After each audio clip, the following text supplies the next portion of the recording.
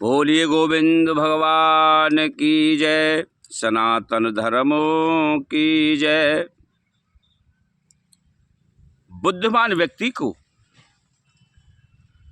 अपने इंद्रियों को वश में करके बगुले के समान पूरी एकाग्रता से अपने कार्य को सिद्ध करना चाहिए।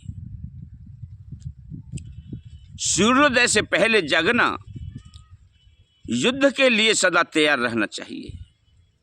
अपने बंधुओं को उसका उचित हिस्सा देना और स्वयं आक्रमण करके अपना भोजन प्राप्त करना, ये 4 बातें मुर्गे से सीखनी चाहिए।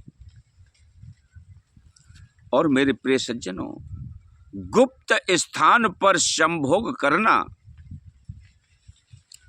ठीक होना, समय समय पर आवश्यक वस्तुएं संग्रहित करना, निरंतर सावधान रहना और किसी दूसरे पर पूरी तरह विश्वास नहीं करना, ये 5 बातें कौए से सीखनी चाहिए। कुत्ते को जब खाने को मिलता है तो बहुत अधिक खाता है, और जब उसे कुछ भी नहीं मिलता तो भी वो संतुष्ट रहता है। वह गहरी नींद सोता है, परंतु थोड़ी सी आहट होने पर एकदम जग जाता है। वह स्वामी भक्त होता है, स्वामी के प्रति वफादारी रखता है और लड़ने में जरा भी देर नहीं करता, वह घबराता नहीं है। ये 6 गुण कुत्ते से सीखने चाहिए। व्यक्ति को गधे से 3 बातें सीखनी चाहिए। अत्यंत थके हुए होने पर भी बोझ ढोना, सर्दी गर्मी की चिंता न करना, सदा संतोष से विचरण करना। जो व्यक्ति उपरोक्त 20 गुणों को अपने आचरण में उतारता है, वो सभी कार्यों में विजयी होता है। अरे 20 गुणों के महत्व को स्पष्ट करते हुए कहा है कि इन्हें अपनाने से व्यक्ति को किसी भी अवस्था में पराजय का सामना नहीं करना पड़ता। जो धन धान्य के लेन देन में, विद्या सीखने में, भोजन के समय तथा अन्य व्यवहारों में संकोच नहीं करता है, वो सुखी रहता है। व्यक्ति को लेन देन में किसी प्रकार का संकोच नहीं करना चाहिए। विद्या अथवा किसी गुण को सीखते समय और भोजन करते समय जो व्यक्ति संकोच करता है, उसे हानि उठानी पड़ती है। बलवान शत्रु को उसके अनुकूल व्यवहार करके दुर्बल शत्रु को अपनी शक्ति के द्वारा और समान बल वाले शत्रु को विनय या बल से वश में करना चाहिए। अरे परिस्थिति के अनुसार अपने शत्रु से व्यवहार करना चाहिए, और शत्रु अपने से बलवान है तो विनय पूर्वक उसे जीतने का प्रयत्न करना चाहिए। दुष्ट दुर्बल शत्रु पर बल प्रयोग करना चाहिए।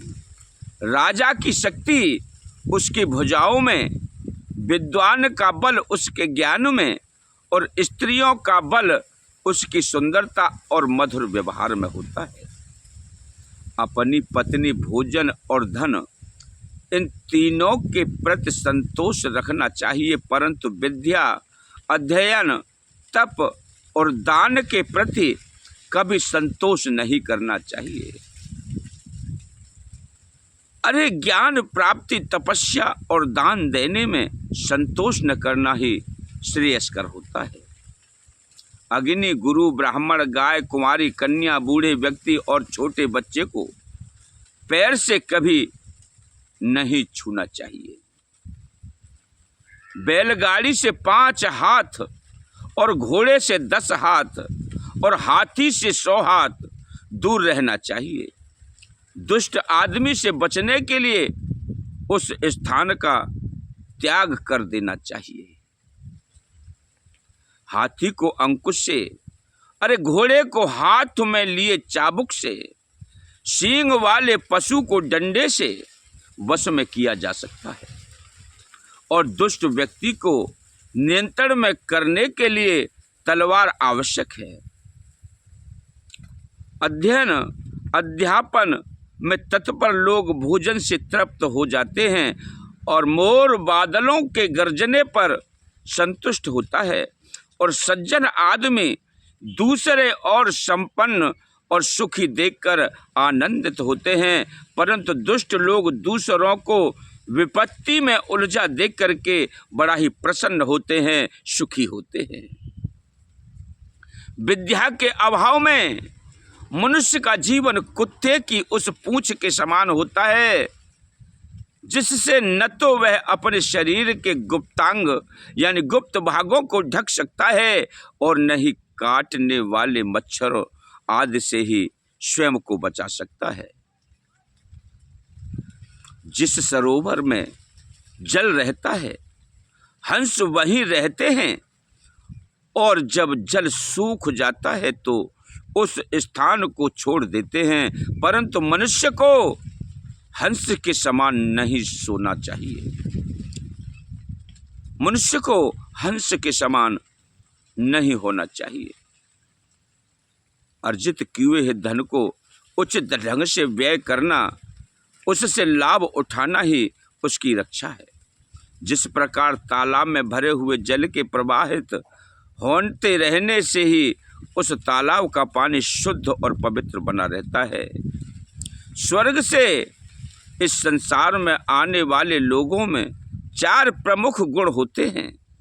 उनमें दान देने की प्रवृत्ति होती है, वे मधुर भाषी होते हैं, वे देवताओं की पूजा अर्चना करते हैं और विद्वान व ज्ञानी लोगों को तृप्त रखते हैं। अत्यंत क्रोधी कड़वी वाणी बोलने वाले, दरिद्र, अपने संबंधियों से बैर रखने वाले, दुष्ट व्यक्तियों के साथ रहने वाले और नीच कुल के लोगों की सेवा करने वाले मनुष्य को पृथ्वी लोक में ही नरक के दुखों का आभास हो जाता है। सिंह की गुफा में जाने पर हाथी के मस्तक का मोती प्राप्त हो सकता है, लेकिन गीदड़ की गुफा में जाने पर किसी बछड़े की पूंछ का टुकड़ा अथवा गधे की खाल का टुकड़ा भी प्राप्त नहीं होगा। बोलिए गोविंद भगवान की जय, सनातन धर्म की जय।